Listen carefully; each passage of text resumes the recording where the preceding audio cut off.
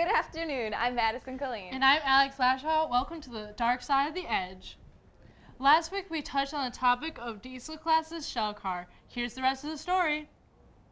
Diesel class has been prepping to compete in this year's Shell Ecomarathon. It's an annual competition sponsored by Shell. The students are working to build cars that will achieve the highest possible MPG. Shell cars, there's an urban concept car which has to be street legal, windshield wipers, lights, blinkers, turn signals, all that stuff. And there's the prototype, which is a three-wheel car, and those are usually really low to the ground, and you usually land your back in them cars. Last year, the students from Diesel Tech built a shell car that achieved 118 MPG, and this year they are aiming for 400. This year's race will be held at the Cobo Center in Detroit, Michigan from April 20th to the 24th. Wish Diesel Tech good luck, and don't forget to check out their Facebook page, the Peer Eco Marathon, for more information. Now we continue on to CAD to see what students have been building these past few months. Peter Aaron has the story. For the past 2 to 3 months, the students have been working on their annual RC cars. They have been doing this project for the last 4 years now. Students are participating in the Square One Network competition. We currently have two. One is set aside for the agility portion of our competition, and the other is a specially designed one. We are making our own 3D printed parts to hold certain stuff on them for our top speed. Students have been making significant progress on the RC cars, and in May, the students are going to competition on the Detroit Indy Grand Prix on Bell Island. I'm Peter Aaron, reporting for The Edge. In case you have no idea what Star Wars is, here's a crash course over the entire series, but be warned, young Padawan, there are spoilers.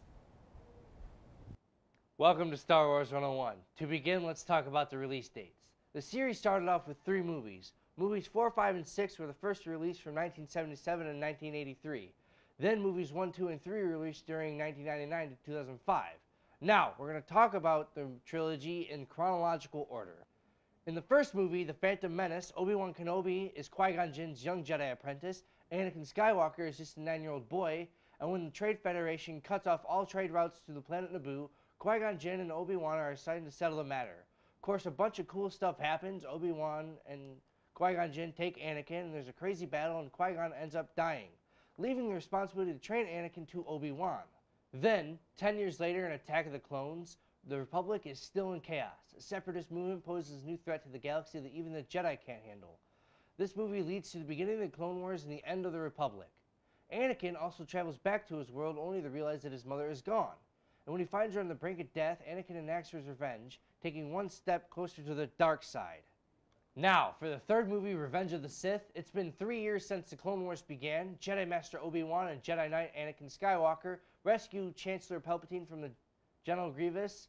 Then suspicions are raised within the Jedi Council concerning the Chancellor.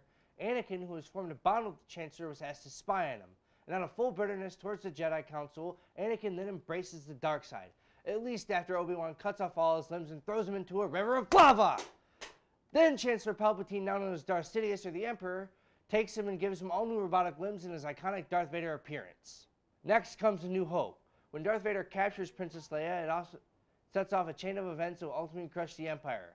Luke Skywalker and Han Solo save the princess and discover the Empire's secret weapon. The Death Star has a small opening, and if you were to shoot into it, it would destroy the Death Star.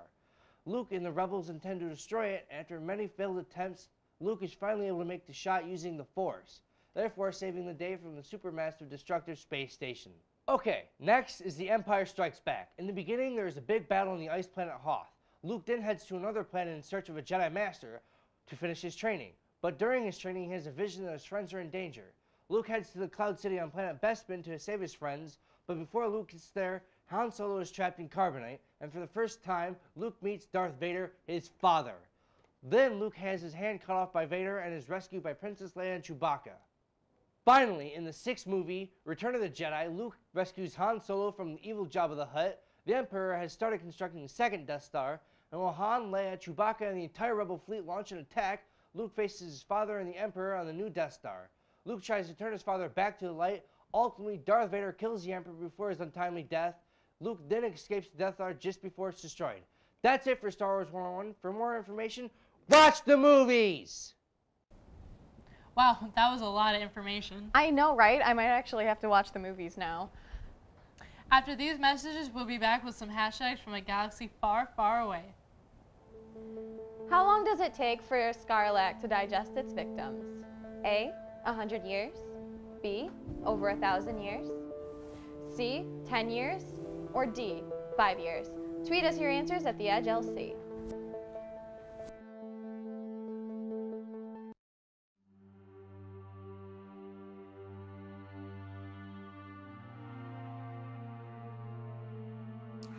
Dear Santa, my mommy lost her job and now we are forced to live in a big building with other kids and their mommies.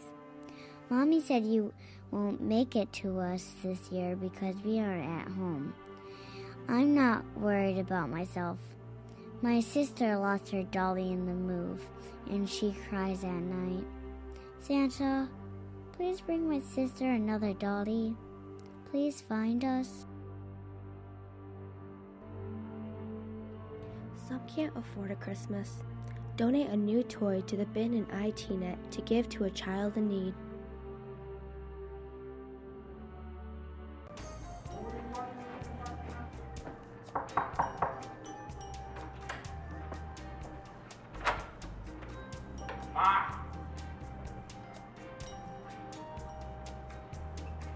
What's all the racket? They're selling poinsettias. What? Kissing wall. What? I can't hear you. They're selling wreaths. Christmas items, yeah. I remember when they first started making Christmas arrangements. Holly jolly Christmas arrangements. They're so cheerful. They're not any Christmas decorations. Yeah, they're made by agroscience. Agroscience, you say? I'll take them. Come on, you lazy Mary. Let's get decorated. Happy holidays.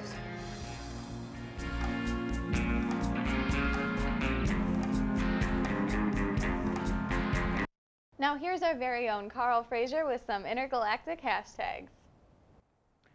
Welcome to Star Wars Week. Connecting with the highly anticipated movie, Star Wars Battlefront released the gameplay trailer for the Battle of Jakku. Just like in 1977, we opened Star Wars with another desert planet with no potential at all. Will we see Uncle Owen and Aunt Beru? Hashtag too soon? Nah. Star Wars The Force Awakens character posters were released on November 4th, and I have to say, being an alternate universe, I did not know they still used Phillips screws. Hashtag so you think you're advanced.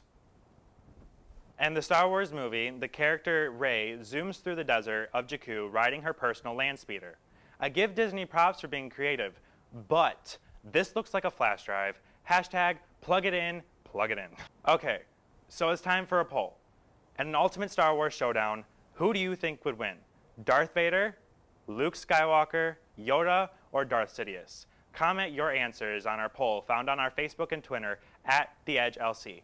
Hashtag Battle of the Best. That's all for this week's hashtag. Back to you, Madison and Alex. Thanks, Carl, for those interstellar hashtags. That's all for this episode of The Edge. Be sure to join us for the next edition. And remember to follow us on Twitter at The Edge LC. Thanks for watching, and may the Force be with you.